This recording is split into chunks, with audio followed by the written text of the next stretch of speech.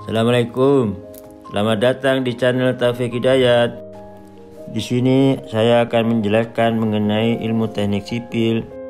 Jangan lupa komen, like, dan subscribe ya. Oke, langsung saja kita mulai materinya. Kalau yang bagian elemen-elemen yang di jembatan. Nah, jembatan itu ada platnya, ya platnya berarti sama ini. Ini plat, ini balok memanjang, dan ini balok melintang, dan yang terakhir adalah balok induk. Ini kapan ini dipakai? Ketika, nah ini kalau balok induk, kalau kita lihat dari atas jembatannya itu, nah ini, maka anunya misalkan kita ini sungainya, nah sungainya ini, maka nah ini adalah balok induknya. Balok induknya di pinggir sama di pinggir, misalkan ini jalan ini. Nah ini bisa ini jembatannya, hingga ini balok induknya sini. Nah, terus balok melintang balok memanjangnya di sini. Nah ini ya. Terus balok melintangnya, ini memanjangnya, ini balok melintangnya di sini. Nah ini balok melintang. Terus platnya adalah ada di atasnya. Platnya ada di atasnya.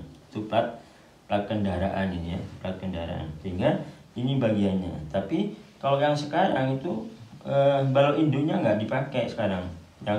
Yang model terbaru itu. Kalau balok induknya nggak ada, maka yang punya peran penting adalah balok memanjang, yaitu ini balok memanjang ini yang tadinya balok induk jadi balok memanjang, yaitu dengan catatan apa? Ukurannya ini sama semua. Nah, ini namanya balok memanjang. Kemudian yang ini bukan lagi balok melintang, ini namanya diafragma. Diafragma. Nah, ini bagian-bagian dari kalau kita mau merancang yang mana. Sehingga kita akan tahu elemen-elemen mana yang harus kita desain. Misalkan kalau pada gedung yang bagian mana yang mau dihitung, apakah baloknya atau balok sama platnya, terus kolomnya nggak ada atau pondasinya nggak ada, dan seterusnya. Karena di perkuliahan itu bisa dimainkan, ini bisa macam-macam. Cuma yang jelas kata kuncinya itu untuk memodel struktur dari bagian plat, balok, kolom, dan pondasi itu adalah berbeda-beda, sehingga cara proses mendapatkan MDN-nya itu adalah berbeda, sehingga kita akan tahu bagaimana cara ini akan dibahas pada video selanjutnya. Ini kita membahas elemen-elemen yang membuat kita mau mendesain gedung apakah jembatan, sehingga kita tahu bagian mana. Karena kayak elemen jembatan ini tidak semuanya dipakai semua, bisa jadi hanya balok memanjang,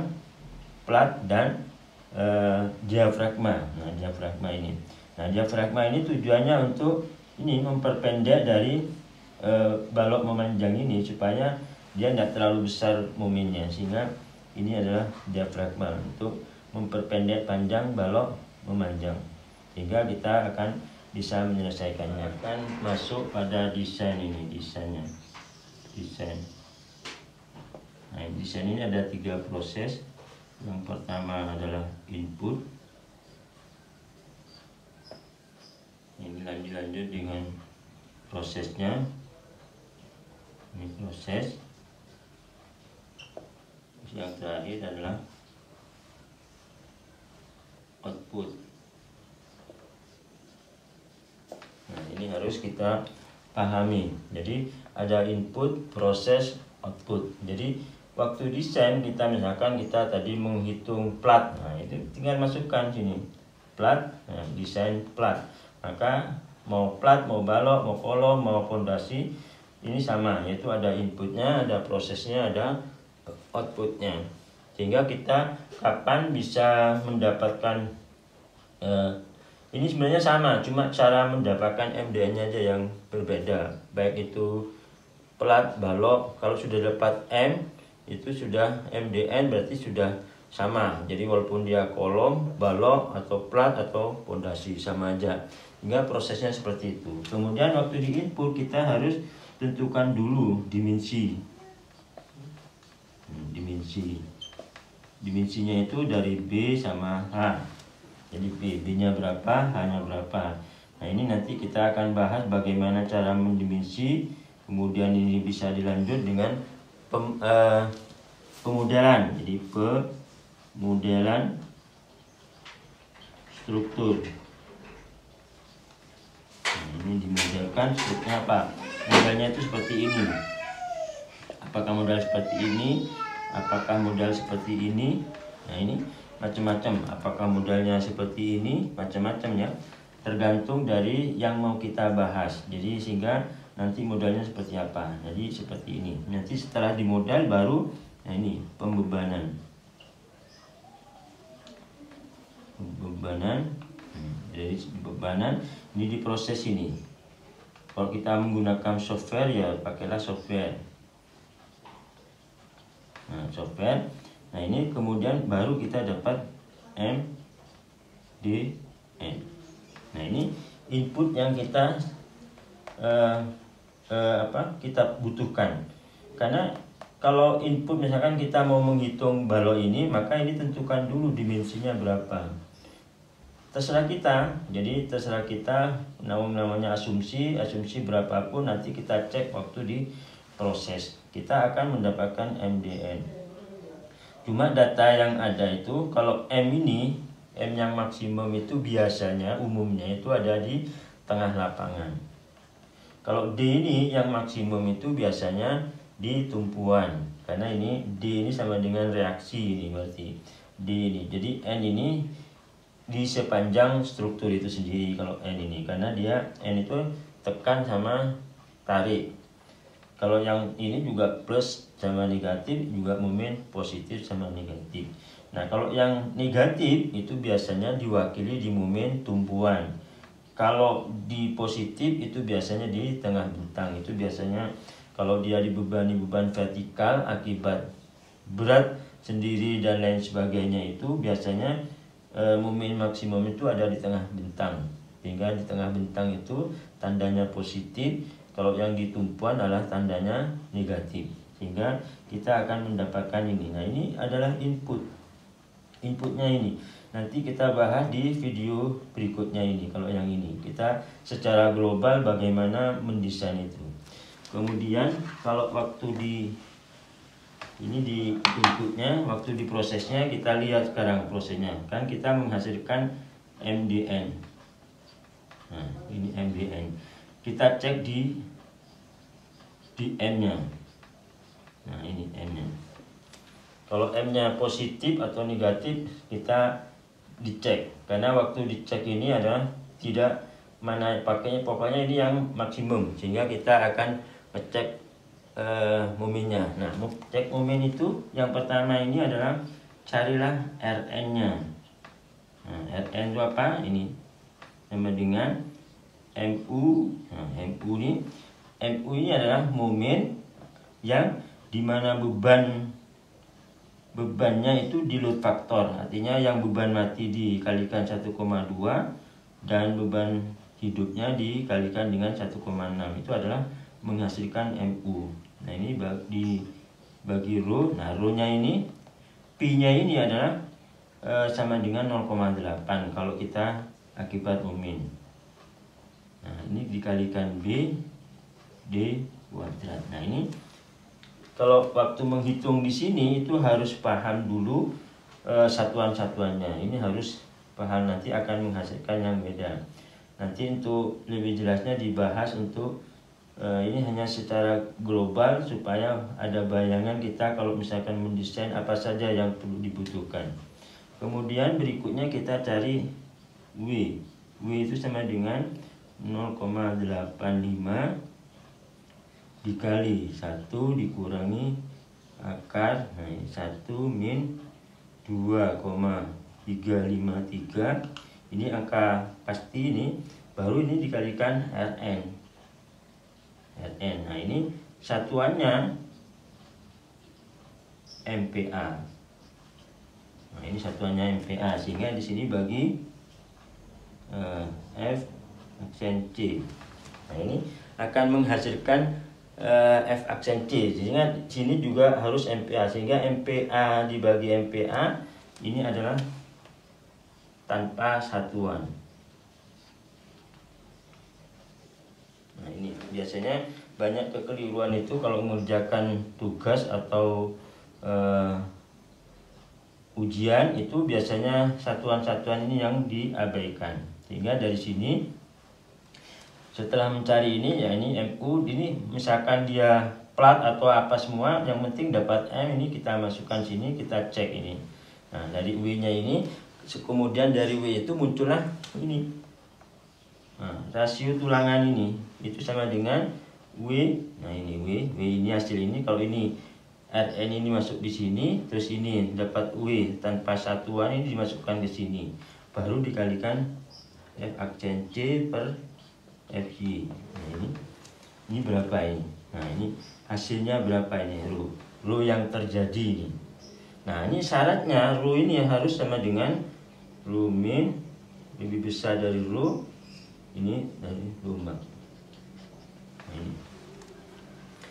Kalau misalkan ini rho-nya lebih atau tidak memenuhi syarat seperti ini, berarti ada yang salah di dimensinya ini.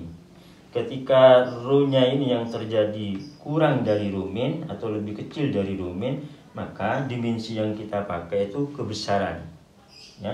Tetapi kalau rho-nya ini lebih besar daripada rho max, maka dimensi yang kita gunakan itu terlalu kecil, jadi kurang besar.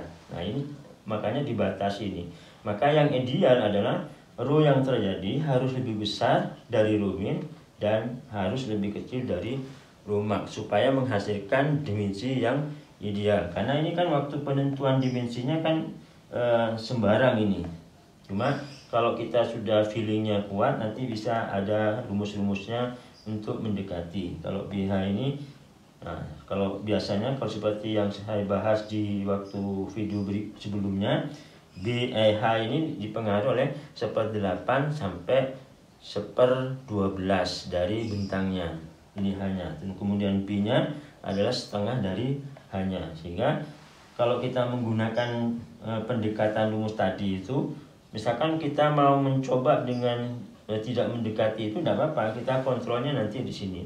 Ketika rho yang terjadi itu seperti ini, memenuhi syarat ini, maka oke dimensinya. Tetapi kalau rho yang terjadi ini lebih kecil dari rho min, maka dimensinya kebesaran. Kalau rho yang terjadi itu lebih besar dari rho max, berarti dimensinya kekecilan. Nah, itu cara mengecek dari sisi muminya. Nah, sekarang kalau kita mau mengecek dari sisi D-nya, D. Nah, ini. Nah, di sini ada yang namanya VU. Nah, VU ini sama dengan reaksi ini. Nah, ini terus ada VC. Nah, VC juga sama dengan 1/6 akar F aksen C kali B kali D. Nah, ini. Nah, di sini dibandingkan ini, ketika VC itu lebih besar dari VU, maka tidak butuh sengkang. Jadi kalau VC-nya, kekuatan VC-nya itu lebih besar daripada VU-nya, maka tidak butuh sengkang. Walaupun itu hanya, tapi harus diingat ya, yang tidak ada sengkangnya itu hanya plat sama pondasi. Kalau yang balok sama kolom perlu sengkang, ya.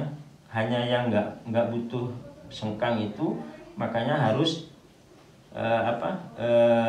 plat dan pondasi. Sehingga kalau misalkan kita merancang plat sama pondasi, maka kondisi VC ini harus terlalu besar, lebih besar dari VU.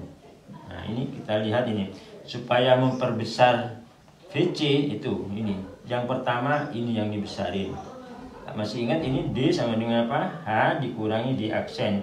D aksen itu adalah penutup betonnya. Ketika ini dibesarin, ini yang nomor 1 pilihan pertamanya. Kemudian pilihan keduanya adalah lebarnya ini. Nah, jadi yang diperbesar, kemudian baru mutunya diperbesar. Kenapa mutunya itu terakhir? Karena ini diikat oleh akar. Misalkan ini dinaikkan 10, maka walaupun 10 ini kaliakan tidak 10 kalinya, tapi kalau yang ini misalkan ditambahi 2 kalinya bisa besar, sehingga ini mainkannya. Sehingga kalau misalkan kita plat dan pondasi, kondisinya apa? VC selalu ini. Tapi kalau misalkan kolom sama balok, nah ini kondisinya VC ini harus lebih kecil dari VU, sehingga kita semuanya bisa bisa merancang dengan baik. Nah ini kalau ini kolom sama pondasi sama balok, berarti VS-nya itu sama dengan VU dikurangi VC. Ini artinya apa? Jadi geser itu ditahan oleh beton dulu. Setelah betonnya tidak mampu, baru ditahan oleh sengkang ini. VS ini adalah sengkang, sehingga hasilnya akan menghasilkan seperti ini. Sehingga kita akan mendapatkan data-data yang secara komprehensif, sehingga kita tidak main-main di sini. Jadi setelah kita dapat MDN, makanya penting waktu di desain ini kita harus cari MDN. Setelah dapat MDN, kita cek M-nya bagaimana, seperti ini. Kemudian cek D-nya juga. Kemudian sekian, saya kira gitu. Sampai ketemu di video berikutnya.